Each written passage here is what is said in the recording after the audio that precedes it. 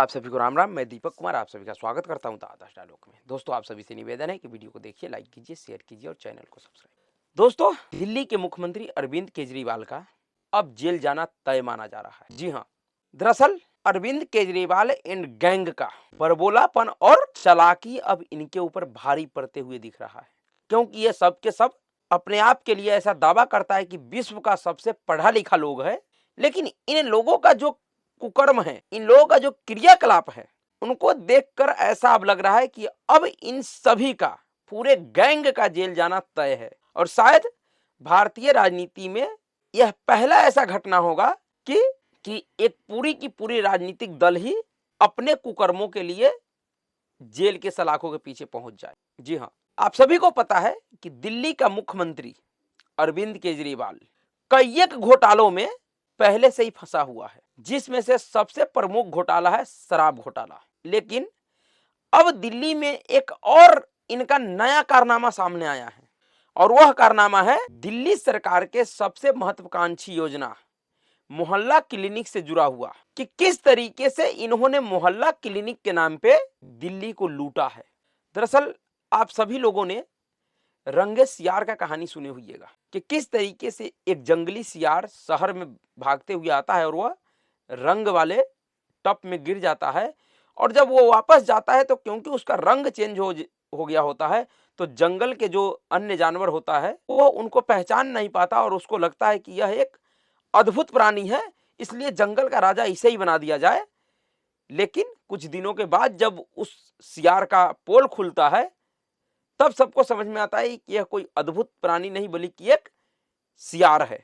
उसी तरीके का स्थिति इस समय देश की राजनीति में, खास करके राजधानी दिल्ली में, उसी तरीके का एक रंगा हुआ सियार 2012 में अन्ना आंदोलन से बाहर निकला, जिसको लोगों ने शायद पहचानने में धोखा खा गया। लोग पहचान नहीं सका कि इस भ्रष्टाचार विरोधी अभियान के पीछे एक कट्टर भ्रष्टाचारी चेहरा छिपा हुआ है। जिस तरीके से उस अन्ना आंदोलन के बाद अरविंद केजरीवाल ने देश और देश की राजधानी दिल्ली के लोगों को सपना दिखाया, जिस तरीके से उन्होंने लोगों के अंदर यह उम्मीद जगाया कि वह इस देश से भ्रष्टाचार को खत्म कर देगा, और उनके उसी बातों को मानकर देश और दिल्ली के जनता ने उसको अपने सर आंखों पे बैठा लिया। आज उस अरविंद केजरीवाल का जो चेहरा है, जो रंग उतरा है, उसके बाद का जो अरविंद केजरीवाल सबके सामने है, उसको देखकर ऐसा लग रहा है कि शायद भारतीय राजनीति में इससे बड़ा धोखा कभी किसी ने नहीं खाया होगा। शराब घोटाले के मामले में 5 बार जांच एजेंसी ईडी अरविंद केजरीवाल को सम्मन कर चुका है पूछताछ के लिए, और शायद अरविंद केजरीवाल इकलौते ऐसे नेता हैं जो जांच एजेंसी ईडी के सम्मन को भी गैर संवैधानिक घोषित करने का क्षमता रखता है। जी हाँ, अरविंद केजरीवाल के इस रवैये पे शायद इस देश के अदालतों को भी सोचना चाहिए, विचार करना चाहिए कि क्या कोई व्यक्ति, कोई आरोपी किसी जांच एजेंसी के सम्मन को संवैधानिक और गैर संवैधानिक घोषित कर सकता है। ऐसे जैसा कि खबर है दिल्ली से कि अब जांच एजेंसी ईडी अरविंद केजरीवाल के इसी कुकर्म को लेकर कोर्ट में, राउज एवेन्यू कोर्ट में एक नया मुकदमा दर्ज करवाया है, और उस पर 7 फरवरी को सुनवाई है, और 7 फरवरी को अदालत यह तय करेगी कि क्या अरविंद केजरीवाल को यह शक्ति है, यह पावर है कि वह जांच एजेंसी के सम्मन को गैर संवैधानिक घोषित करे, गैर कानूनी घोषित करे, या फिर अरविंद केजरीवाल को ईडी के उस सम्मन का पालन करना चाहिए। इन्फोर्समेंट डायरेक्टरेट ने दिल्ली के राउज एवेन्यू कोर्ट में मुकदमा दर्ज करवाया है अरविंद केजरीवाल के खिलाफ, और उन्होंने उस मुकदमा में कहा है कि पीएमएलए एक्ट के धारा 50 के तहत हमने जो अरविंद केजरीवाल को नोटिस जारी किया पूछताछ करने के लिए, अरविंद केजरीवाल ने उस नोटिस का पालन नहीं किया, उस सम्मन का पालन नहीं किया, और यह एक गंभीर अपराध है। और इसी के तहत आईपीसी की धारा 174 के तहत शिकायत दर्ज करवाया है।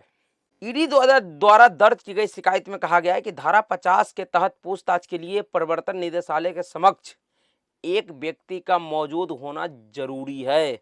इस पर 7 फरवरी को सुनवाई करेगा राउज एवेन्यू कोर्ट, और 7 फरवरी को यह तय हो जाएगा कि संवैधानिक कौन है कानूनी तौर पे कौन सही है, अरविंद केजरीवाल या जांच एजेंसी ईडी का वह सम्मान। वहीं दूसरी तरफ अरविंद केजरीवाल के लिए एक और बड़ा कार्रवाई दिल्ली भाजपा के शिकायत पे दिल्ली क्राइम ब्रांच ने करना शुरू कर दिया है, और यह कार्रवाई अरविंद केजरीवाल एंड गैंग के बरबोलेपन के कारण हो रहा है। दरअसल आप सभी को पता है कि 27 जनवरी को मुख्यमंत्री अरविंद केजरीवाल ने एक्स पर एक पोस्ट किया था और उनकी बरबोली मंत्री आतिशी मारलेना ने प्रेस कॉन्फ्रेंस करके यह आरोप लगाया था कि दिल्ली भाजपा ने अरविंद केजरीवाल के 7 विधायकों को 25-25 करोड़ रुपया देने का लालच दिया है, उनको खरीदने की कोशिश की है।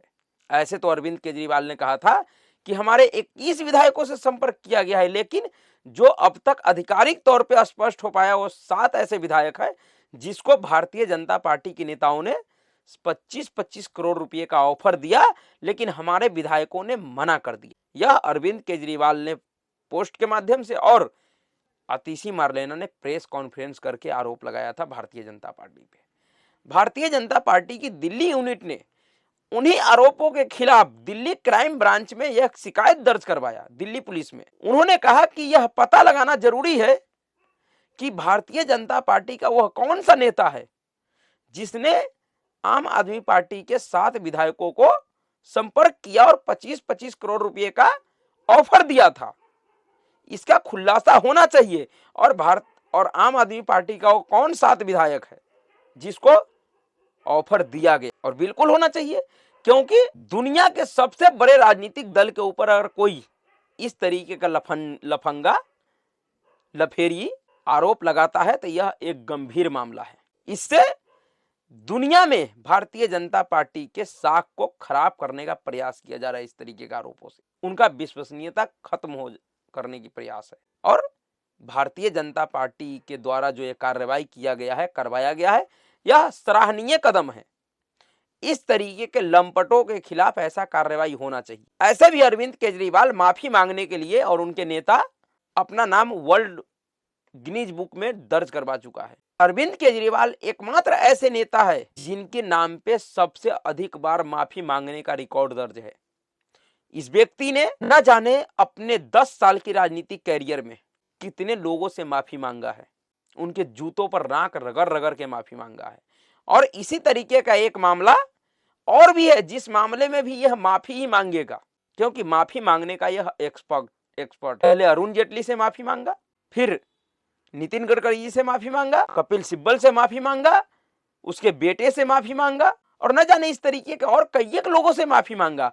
और यह अगले बार अब देश के प्रधानमंत्री नरेंद्र मोदी और गुजरात यूनिवर्सिटी से माफी मांगने वाला है। और यह जो कार्रवाई दिल्ली क्राइम ब्रांच ने किया है, शायद इस मामले में तो इनको माफी नहीं मिल पाएगा, क्योंकि इस बार कोई व्यक्ति नहीं, एक राजनीतिक पार्टी ने मुकदमा करवाया है। यह किसी व्यक्ति का नहीं, पूरी भारतीय जनता पार्टी के साख पे प्रश्न उठाया था, उनके साख को क्षति पहुंचाने का प्रयास किया। इनके घर पे जब क्राइम ब्रांच के टीम गया था इनको सम्मन जारी कर देने के लिए, इनको नोटिस देने के लिए, पूछताछ के लिए, तो न जाने ये कहां फरार हो गया। अरविंद केजरीवाल भी उसी तरीके से लापता हो गया है जिस तरीके से अभी 3 दिन पहले झारखंड के मुख्यमंत्री हेमंत सोरेन हुए थे। बताया जा रहा है कि अरविंद केजरीवाल भी लापता हो गया है, दिल्ली में नहीं है अरविंद केजरीवाल। और इसका वह चाटुकार विधायक एसीबी के अधिकारी से बहस कर रहा है, उनको अपमानित कर रहा है, उनको गालियां दे रहा है मीडिया के सामने। खुद का नेता भागता फिर रहा है, कभी चुनाव का बहाना करके, तो कभी विपासना का बहाना करके, तो कभी कोई बहाना करके, और यह एसीबी के अधिकारी को कानून और नियम समझा रहा है। इसलिए कह रहे हैं कि अरविंद केजरीवाल एंड गैंग का बुरे दिन शुरू हो गया है। अब अधिक लंबे दिनों तक केजरीवाल एंड गैंग बचा नहीं रह सकता है। वहीं तीसरा जो मामला है वह दिल्ली के मोहल्ला क्लिनिक से जुड़ा हुआ है, जो तीसरा घोटाला सामने आया है। दरअसल जिस मोहल्ला क्लिनिक को केजरीवाल एंड गैंग दुनिया का सबसे बेहतरीन योजना बता रहे थे, उसी बेहतरीन योजना के जरिए केजरी एंड गैंग ने दिल्ली सरकार को कई करोड़ रुपए का चूना लगा दिया है। और चूना कैसे? फर्जी टेस्ट के नाम पे। मोहल्ला क्लिनिक में ऐसे ऐसे लोगों का टेस्ट हुआ है जिन्होंने कभी मोहल्ला क्लिनिक गया ही नहीं। समझ जाइए, जिसने कभी मोहल्ला क्लिनिक में गया ही नहीं, अपना इलाज ही नहीं करवाया, उसका भी test Arvind Kejriwal and gang ने अपने मोहल्ला क्लिनिक में करवा दिया। 22 लाख ऐसे फर्जी टेस्ट पाए गए हैं जो अरविंद केजरीवाल एंड गैंग ने अपने मोहल्ला क्लिनिक में उन लोगों का टेस्ट करवाया जिन्होंने कभी मोहल्ला क्लिनिक में गया ही नहीं। जी हाँ, अभी कुछ दिन पहले ही मोहल्ला क्लिनिक से जुड़ा हुआ एक और बड़ा खबर आया था कि किस तरीके से मोहल्ला क्लिनिक में और दिल्ली के सरकारी अस्पतालों में, जिन सरकारी अस्पतालों का काम देखरेख अरविंद केजरीवाल एंड गैंग करता है, उसमें लोगों को नकली दवाइयां दी जा रही थी। यानी कि ऐसी दवाइयां दी जा रही थी जो उनके बीमारी में काम ही नहीं करेगा, नकली है। और अब यह फर्जी टेस्ट, जिस व्यक्ति ने यह कहकर आया था कि हम इस देश में जितने भी भ्रष्टाचारी है सबको जेल में बंद कर देंगे, इस देश में कोई भी ऐसा एक नेता नहीं छोड़ा था अरविंद केजरीवाल ने जिसको भ्रष्टाचारी नहीं कहा था। इनका अभी भी वह वीडियो है, सोशल मीडिया पे मिल जाता है कि किस तरीके से यह देश के उन सभी नेताओं का नाम गिनवा रहा है कि लालू प्रसाद यादव भ्रष्टाचारी, मुलायम सिंह भ्रष्टाचारी, सोनिया गांधी भ्रष्टाचारी, शरद पवार भ्रष्टाचारी, जितने भी नेता थे सभी को इसने भ्रष्टाचारी कहा था। इसने दिल्ली के लोगों को गारंटी दिया था कि अगर मैं सत्ता में आया तो इन भ्रष्टाचारियों के खिलाफ कार्रवाई करूंगा। दिल्ली के उस समय की वर्तमान मुख्यमंत्री शीला दीक्षित का पूरा राजनीतिक कैरियर इसने तबाह कर दिया इस तरीके के झूठ और प्रपंच में। लेकिन अब समझ में आ रहा है कि वह व्यक्ति किस तरीके से आकंठ भ्रष्टाचार में डूबा हुआ है, और भ्रष्टाचार भी इतनी बेशर्मी के साथ कि जांच एजेंसी ईडी के सम्मन को गैर कानूनी बताने का हिम्मत करता और देश में अपने आप को सबसे कट्टर ईमानदार बताता है। इतनी बेशर्मी कहाँ था इसका, यह सोचने वाली बात है। पर तो देखते रहिए कि केजरी एंड गैंग कब जेल जा रहा है। जेल जाना तो पक्का है, इसका एकदम श्योर हो गया कि यह जेल जाएगा।